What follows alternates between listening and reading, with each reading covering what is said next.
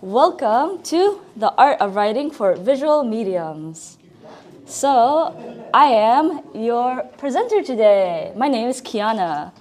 For those who don't know, I wrote a new comic series called Blade Runner Tokyo Nexus. It is, the 4 issues just came out with Titan Comics. I also worked for some young adult web series, including Stage Fright, and I also worked for a video game marketing company, and so I wrote launch trailers for Ruined King with League of Legends, and a Harry Potter mobile game, and Warframe. No. But yeah, so as you can see, I've dabbled in a bit of everything as a visual writer. So feel free to ask questions or engage at any time. And really fast, I want to get a quick temp check. So maybe for those who have never written anything before, like anything visual, like this is a 101. A 101? Okay. What do you mean written anything visual? Like for film or TV or try. Book is I like... made a cover for my... Yeah, okay. That's it. Okay, alrighty. Then who has done... Oh, yes. And then do extremely brief YouTube videos count? That's as far as I know. No, that's good too. Alrighty, what about maybe more experience with like writing for comics or web series? Okay, alrighty, so a bit of a range of experience. That's totally good. So first up, what is visual media? So visual media is anything you can really see. So film, TV, comics, webtoons, graphic novels, short films, the list goes on, and maybe even like YouTube and even TikTok, but I have no experience with TikTok. I cannot dive down that rabbit hole. So here are some quick notes for you. This is coming from my experience as an American. So it's a US-based perspective. And I will be talking about industry standard for like Hollywood and associates. And I make more comparisons to like books and novel writing because I think many of you have read a book before. But maybe you have not read a film script or a comic script. Like, it's a little different. So here are some similarities between literary and visual media. So they both have many genres, right? There's romance and sci-fi and action.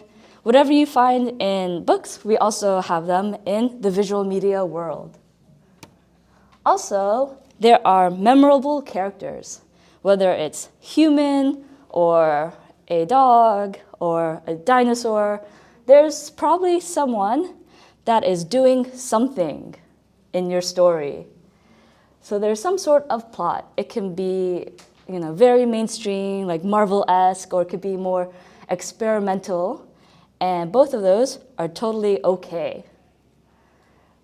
Whatever story you want to tell, you can tell it in visual media. So here are some examples that you may be familiar with. The first one is Barbie. What I like about Barbie is that this version is the live action movie, but it started with a toy, and the toy created animated shows and books, and it just like really expanded. So there's lots of different forms of media for Barbie, along with Shogun. Who's watched Shogun? Yeah, the TV one on Hulu, yeah. But it's really good, and this is a TV show right now, but it originally started from a book. And Avatar: The Last Airbender, such a good show. This was originally a animated cartoon show, and then it also has comics, and now it has a live action as well. So, like, these shows, these stories, they're pretty transmedia. They go between different forms of media. And the writing process is also similar. So there's some sort of an outline, a pre-writing brainstorm of like who your characters are, or maybe what they want, the writing phase, and revisions at the end. So a lot of it is pretty similar between like writing for books and writing for visual media. And now, to get to the meat of this lecture, are the differences between literary and visual media. First off, in the world of film and TV especially, one script page is equal to 1 minute. And this is pretty set in stone. There is tighter storytelling because of this. So with film and TV, of course, this is average lengths for those of us who are not famous yet. We have to abide by these rules. Well, maybe one day when you're a millionaire, billionaire, you don't have to follow these rules.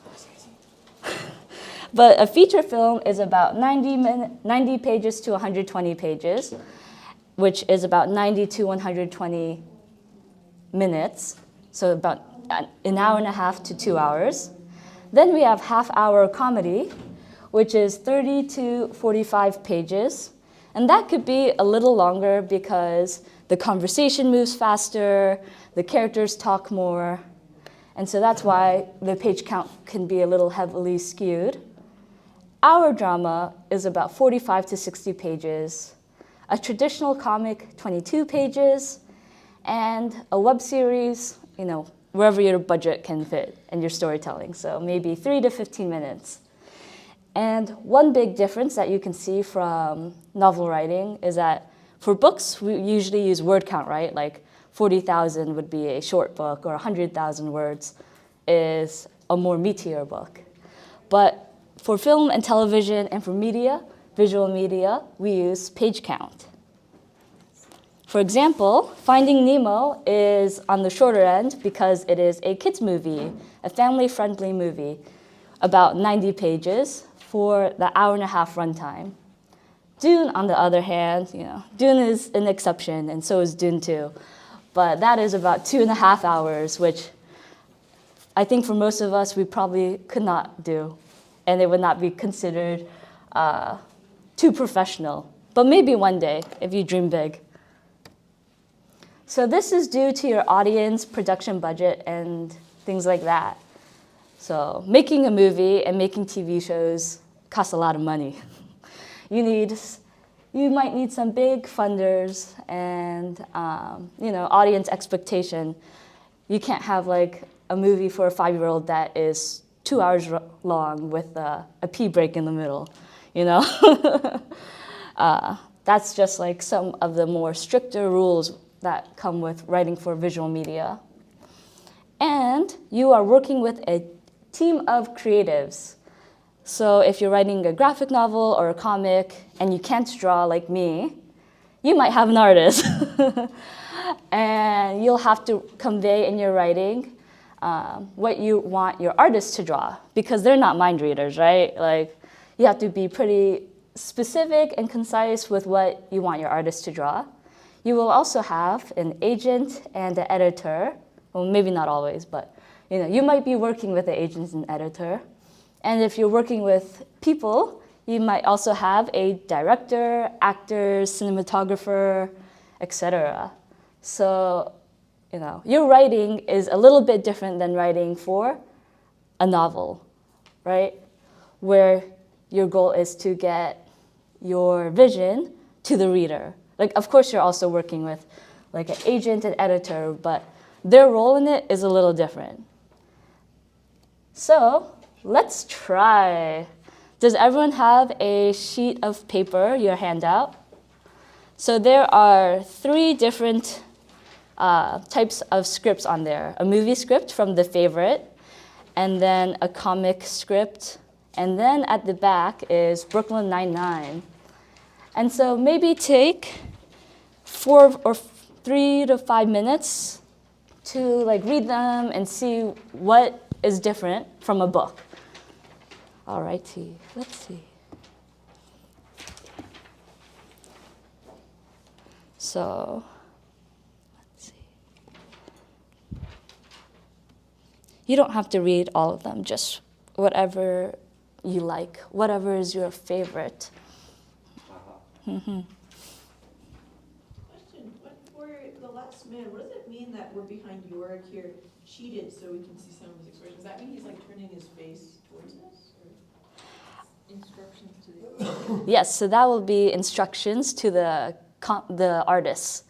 So yes, so from this point of view, we're behind, that is like the quote unquote camera's perspective. So it is like literally like from the author's perspective. The author wants to have us, the camera, the audience, literally, yes, behind your. But what is the cheated so we can see some of his expressions? So it's not like totally behind, but maybe like at an angle. Yeah. And then is Pia or Paya the artist? Yes. Yeah, so direct address. Yes, that's right. Yeah. Different, right? Alrighty. Okay, guys, so let's come back. What do you notice in these script pages? What's different from a normal like book?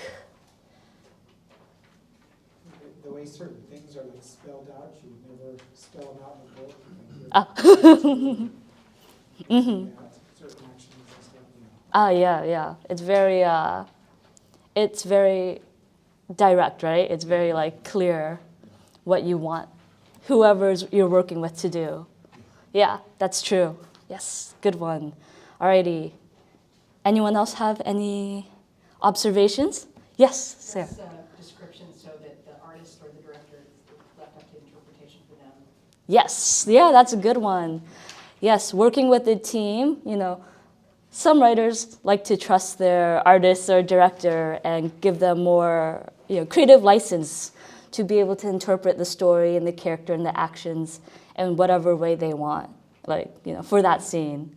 Versus in a novel where you are pretty much everything, right? Nice, good one. Okay, next. Yes? Looking at Brooklyn Nine-Nine, seeing end of cold open at the end, it's like the structure is already baked into the script, but when it's in visual, you don't see the structure, but people who are making it will see Yeah. the structure too. Yes, yeah, that's a good one. Yeah, usually at the beginning we'll have fade in for the start of the film, literally going from pitch black to whatever you're seeing, and then like for comedy, they have like cold open, end of cold open. Yeah, that's a good one. What does cold open mean? So, Is it a hot open? I don't think there's a hot open, which there should be. That's a good idea. But a cold open in comedy is the very first few minutes of the TV show. So it's usually very short, maybe 1 minute, 3 minutes before the title opening. So it's the one that ends on the zinger. Mm-hmm. That is a cold open. Does the cold open, actually I haven't watched TV in a long time, but the cold open is usually comes up exactly as it was in the beginning, later in the episode? Sometimes it'll do that, but sometimes it will just be its own thing or a preview of what's to come. So it's like a Saturday Night Live. Ah, Saturday Night Live. That's cold open. yeah, that is an open. Yeah, Lots of podcasts do It's a cold full opens. or yeah. just opening words. I'm not quite sure about SNL, and that's more it is scripted, but it is kind of different than scripted comedy. So I'm not quite sure what they do. Yeah. Alrighty. Yes. I have a question. Yeah, With for sure. Visual media for TV and movies. Mm. If you're writing the script, or if you're working with other writers to write the script, Mhm. how do you do things like establishing shots or things where you want to set the scene, but maybe not necessarily putting characters in it? What ways do you write those into the script? So when you're working with other writers, for many TV shows that are made in America, you will have a writer's room. And so in that writer's room, you'll have anywhere from 5 to 20 writers, depending on how long the series is. And oftentimes you'll have different stages, of course, like, the big brainstorming for the season, and then you'll have individual writers break down the individual episodes. So maybe like I'll take episode 1, you could take episode 2, and then you do a like outline for that, and then like we break it down as a group, and then make some edits. It goes to the higher beings of like executive producers, and then you would like write the script. So it's kind of like your own work, but also a team effort in that way. Does that answer? Yeah, okay. Awesome. So really fast for the script, we have slug lines, which is what kind of like the structure of your script. It'll tell everyone if it's inside, interior, or exterior, outside. It may say the location, so we could be, exterior, Shibuya, or we could be like interior, interior office building. And then day or night. For film and TV especially, I think that's pretty important because for a lot of the scenes in the daytime, it's actually like fake lighting. Like they don't really use natural lighting that much because it could be pretty fickle with the weather and stuff like that. Take yesterday and today, right? Yesterday is so rainy, and today the sky has never seen a cloud in its life. Important objects and new characters are in all capitals. So the first time a character is introduced, they will be in all caps. I think you could see that in, let's see, the favorite maybe? Brooklyn Nine-Nine. Okay, yeah. So the deputy and the characters, when they first appear in the script, they will be in all caps. And this is just for casting so that they know that, like, oh, we have these characters. Please make sure that they're either casted or here for the scene. And then also important objects. Now, what's an important object? It's like on page, if someone is shot on page 10 and the shooter has a gun on page 1 you want to make sure that the props master has a gun in that scene. So that is an important object. And then also we have sound is also capitalized, and such as the crowd erupts. So that's a sound, and to emphasize that the crowd is shouting and hollering, it's in all caps. Also, one thing is that it's written in present tense. I don't know if you guys caught that. Maybe you're a little quiet. It's very early, I know. But a lot of scripts have to be written in present tense. This is very different, I think, than like literary writing, right? Where it could be present or past tense or, omniscient, etc. But in film and television, the idea is that whatever's happening in the script is happening as you read it. So it's always presently happening. That is the logic behind why it's written in present tense. It's nothing that happened like, 1 page ago. It's happening now. And there's very little internal thought, right? There's less description, there's less thinking. You could tell sometimes how the characters are feeling, but that's through their action or their words. And so those are some big differences between writing for literary, like books, and writing for visual media.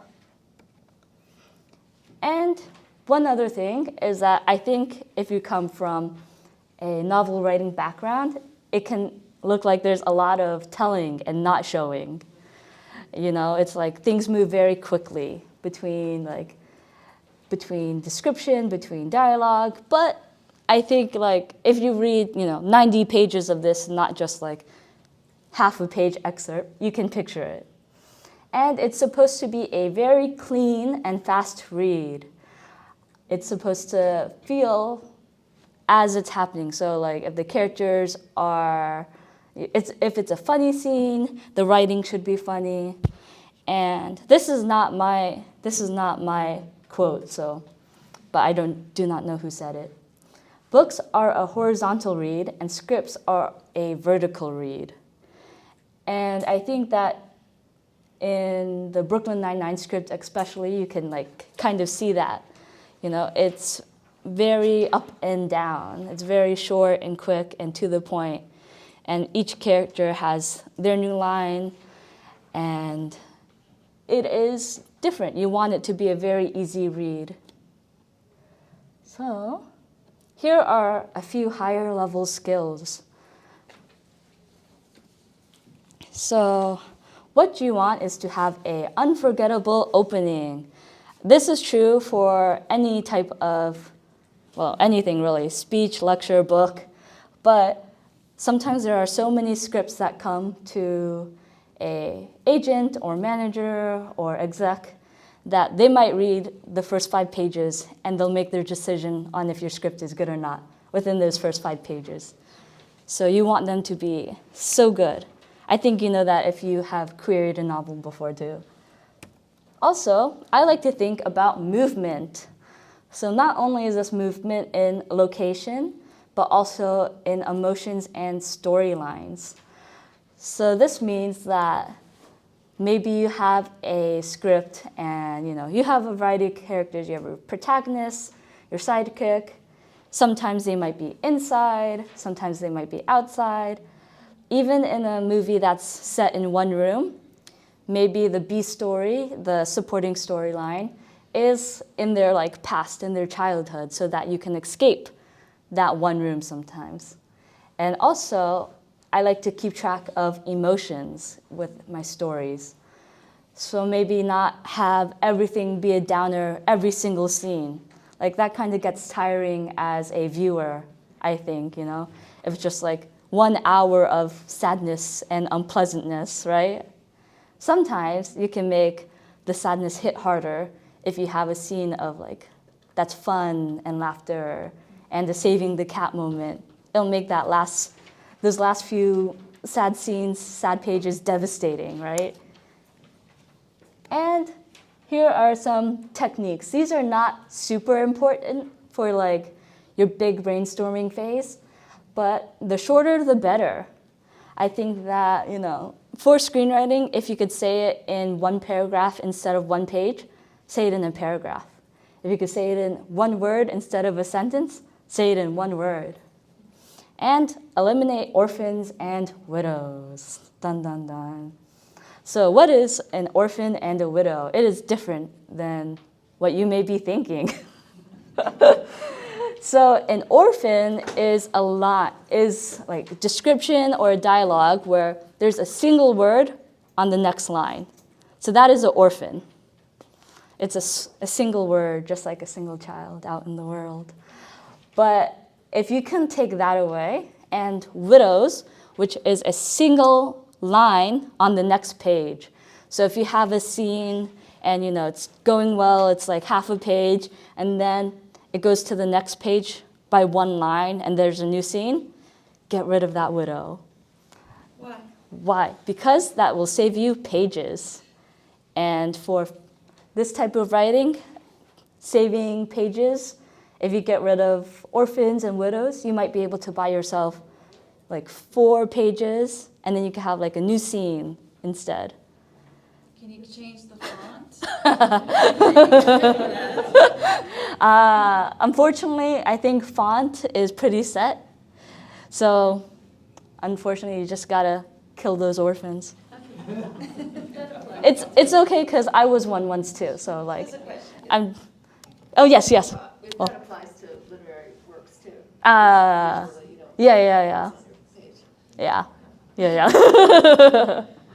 Yes, so we're not the only ones that kill orphans here. And to make sure that every line and every scene has intention, also same in literary. But I think, when you want to hit 90 pages and you're 7 pages over, you have to make sure that every second counts. And splitting up the dialogue, actually. Even though maybe that doesn't save space, it will make it look like it's a faster read than having just a long block of text. So those are some, like, maybe last pass, like you have the script, you've revised it a bit, and you want to just like tighten it up. These are some things that you can do. So now, maybe it's your turn. Maybe you want to write a visual, like something visual right now, right? You're so inspired by my presentation. There are two ways you can go about this.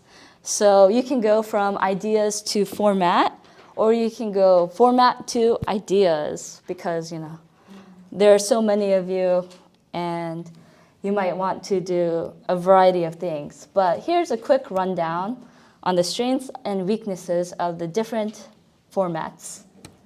So for me, like maybe you have your own thoughts, and that's totally cool too. For a movie, a feature movie is like one that's in the movie theaters, not a short film, which is like 10 minutes, but a longer, heftier 90 to 120-minute film. So this is if you have a big theatrical vision, you love playing with visuals and sounds and story together. Maybe you're just like a movie buff, right? And like, it's write a movie or die. And like, that's totally cool too. Movies tend to be a bit more plot-driven. Even if it's character-driven, they'll probably have something that they want to solve or do by the end. And movies need lots of money, like, to fund. So, like, those are some pros and cons of feature movies. A TV show is also pretty similar with visuals and sounds and story together. But I feel like TV shows tend to be more character-driven, unless if you're talking about like the short 6-episode specials on Netflix, which are also really good. But when you're spending 20 episodes with characters, you want them to be like, the characters are the main part, right? Like, I think shows like Grey's Anatomy, I don't know how many people watch it for the medicine, but I think people like it for the characters. And then one of the challenges of writing for TV is that you want to complete a story in a pilot episode. So that's like the first episode is the pilot. But you also want to set up like the longer story, like what's happening in every episode and what's the story for the first season. And so like you'll see that in detective stories or medical shows and whatnot. It's the easiest to picture. But they'll usually have like a complete story, right?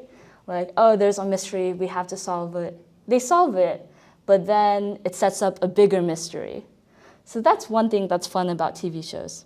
But they also cost a lot of money. Comic is a little different. So there's lots of freedom for the type of story. It's fun to play with the layout. And working with the artist is really cool too. And maybe you love comics. Maybe this is like your playground and you've read like every comic ever made, right? And comics have more freedom in that you can have internal thinking, the little like thought bubble. In film and TV, thoughts like voiceover, it works sometimes, but it's seen as a bit more cheap, or like, for a certain type of story, it is you can't use voiceover as thoughts as often. I think it has to play a very specific role in your story. But for comics, maybe the startup costs are more manageable. Or maybe you're an artist, which I'm so jealous because I cannot draw at all. But yeah, so maybe you can do your own research on, what strengths and weaknesses are between them. And then I have all the like resources on the worksheets as well, so you don't need to like copy them. But here are some books that I think are useful for writing for visual media.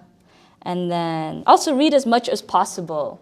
I think reading, 10 scripts or so, as many as you could get your hands on, will help you in figuring out like the format of the script and just like, I don't know. I mean, I guess there are some people out in the world who write a novel without reading a novel, but I don't know. I'm not sure if that's such great practice, especially if you're venturing into a new format like TV, or if you're in a new genre such as like sci-fi, you might want to read some sci-fi scripts. It might be helpful. And then here are some places to find scripts. This is also on the handout, so don't worry. And outline. I think outlining is a good skill to have, even though maybe we have some pantsers in the room, which is just book words for liking to write without an outline. But you might be paid for this one day. Like for the Writers Guild of America, outline is a step that you are paid for. So, learning this skill will be helpful to you one day, even for yourself. And if you don't like outlining, you can work backwards with a reverse outline and take your movie or your TV script and just like see what it would look like in an outline. It's also good for revision. And find your own writing routine. So I think that could be really hard sometimes. A lot of the advice on the internet says to write every day. And I think that can be good if, you have time to write every day. But I don't know about you guys, but I do not. So just finding those pockets of time and trying to keep a regular routine is helpful. And then here is some writing software. For film and TV, the industry standard is Final Draft, which just means it costs a lot of money. And then free is Fade In and Writer Duet. Comics and webtoons don't have an industry standard. So if you want, you can use Final Draft for that or Fade In. I think they also have a comics format, but I wrote Blade Runner on Google Docs because it's easy to share and get notes simultaneously. So whatever works for you. And then getting constant feedback. I actually think that film and TV and comics and graphic novels is a great way to start writing because I think books, for me, are so intimidating, right? And maybe from start to, the first idea to, ready for, agent or whatnot, it could take, 1 year, 2 years, 3 years, 5 years, 10 years. It could take a long time. But because scripts are shorter, I think that they are a fun entry point, just 90 pages instead of, a book which could be 300 pages. It could be fun. And then, getting constant feedback is more manageable when you don't have to rip apart 100,000 words. And instead it's only let's look at these 30 pages at first. 4 minutes, oh no. And then finding a community can be very fun and important. Okay, everyone, that's actually not too bad because next slide is Q&A. I think we only have 1 minute, but that's okay. You can find me afterwards too. Do we have any questions? Yes? How do you pitch a script to a producer? 10 minutes? Oh, okay. How do you pitch your script to a producer?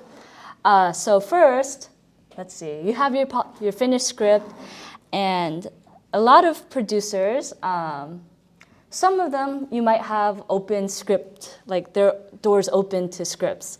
So if you find their website, you already have a producer in mind, or you're looking for one. Okay. So IMDb Pro is a good service. They'll have emails on there for some companies and websites, and you can see who your favorite producers are for your favorite show or whatnot. And if their website has an open script policy, then you can send your work to them that way. They might have you fill out sign something that says that if they make something similar, or that you won't sue them, something like that. If they already have something in the works, it's for them, it's for their safety, I guess. But also, you can get a manager or an agent who will also be your salesperson for you almost. But that's just another step in the ladder and another gatekeeper. But they're very knowledgeable about the industry, having a manager or agent. So if you have a good script, maybe 2 scripts, then you could send it to a manager or agent, and then they'll find the best producers or people that they think will be open to your script, and they will first send it to them to see if they're interested. Good question. Yes? Are there resources for finding an artist and choosing an artist? Oh, okay. So for finding an artist and choosing an artist, there are some databases on the internet, and I think X or Threads or Blue Sky, social media places, they'll have like artists, and they'll have like certain tags where you can find their artwork and then check their profile to see if they're open to working. So how much does an artist usually cost for a comic? So when I worked with Titan for Blade Runner, like they found and paid for the artist, so that wasn't something that I was like part of. But I'm sure like most things, it varies depending on like how experienced the artist is, and if they're willing to work for exposure or whatnot, or if they're super famous, then maybe there's not room in their schedule unless if you pay very well. Yes. Yeah. Artists pay for your story. Artists will pay for your story. No, you pay them. Okay. Unless if it's like a super collaborative work where you're coming up with a story together and figuring out like the characters and the story and the plot, but you're writing it and they agree to be the artist, then yeah, you'll be paying for them or come up with some idea, like some arrangement behind doors. Yes. I know voiceovers or dubbing are common in anime for obvious reasons, but would you say in documentaries subtitling is preferred in Hollywood as opposed to voicing over a documentary?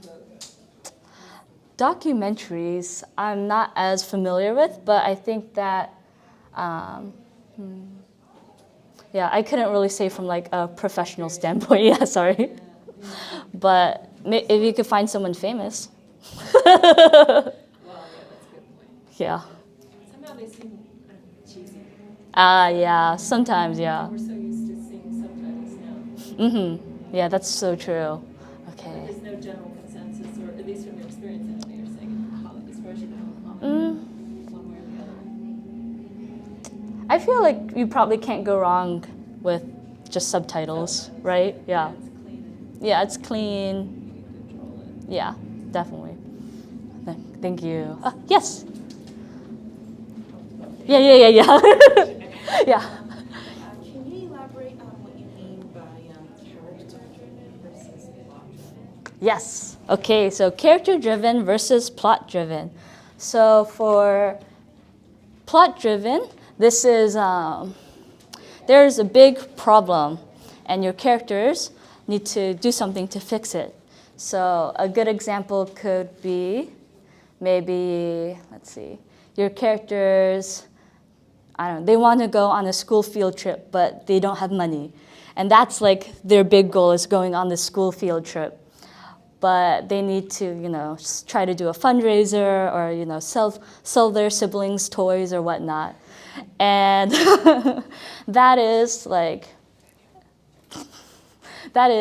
a plot-driven story, is that the characters, they want something, and there's their goal, their school field trip, and this is what they do to get it. A character-driven story looks similar, but it can kind of last a lot longer. Like if you think about a lot of like movies, those are plot-driven.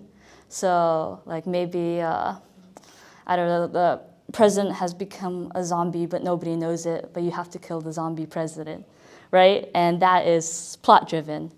Character-driven would be something that's more like Friends, or something that like can last a long, long time, where the characters, they're the ones who are driving the story forward. Sometimes it can be a mix, and of course, like a lot of good plot-heavy stories, plot-driven stories will have character influence, like they should have character influence. But it's really like, will the story be finished once they achieve their goal, or will it last for a long time and you come back like often to see these characters? Yes. You're welcome. Yes. I have a question. You Yeah. talked about splitting up dialogue. Yes. And when you're writing prose, oftentimes you have dialogue tags, you have other things involved, talking about what's happening while characters are talking. Yes. But in comics or in graphic novels, often that's displayed by what is in the image itself. Yes. So when you're going to write dialogue for a graphic novel, for example, what are the things you're thinking of including in those dialogue or the speech bubbles or underneath the panel? What is going into that thought process? So in that, for comics and graphic novels specifically, I feel like, the retail, like word retail is so short because, the speech bubble is only like this big, right? And you have to get so many words in there. So yeah, just figuring out like what's the most important thing in this panel, in this scene.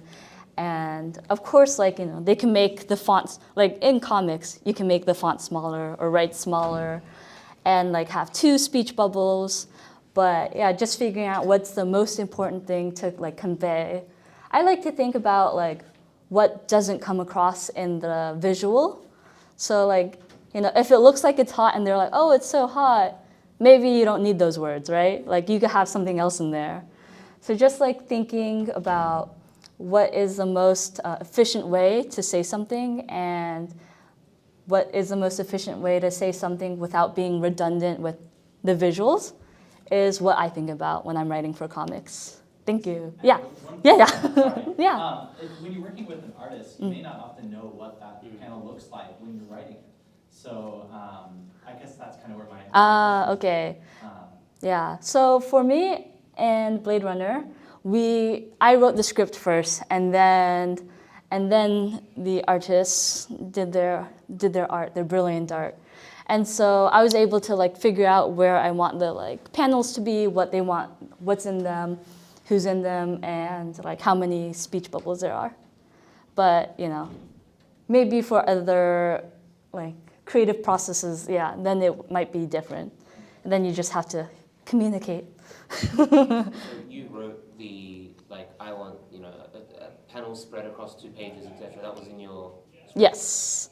Yeah. So what the page looks like. If it's just 2-page spread. Yeah, I figured that out. Yeah. Yes. You said you wrote it all in Google Drive, but yes. did you rewrite every single name that was this character name and this character name? You didn't have the software to do that, just automatically. Yeah. How was that process? A lot of the software, the screenwriting software, will if you are in the character dialogue mode, it will put in the character's name for you. But yeah, for Google Drive, it does not do that. At least maybe there is a magical cure I don't know of. But comics are pretty short. They're only 22 pages, so it wasn't that big of a deal. Yeah. Let's see. Okay, 1 more minute. For real this time. Any more questions? Yes? Sorry, with writing a book, oftentimes it's a very personal experience with often just the writer and a few other people with direct communication.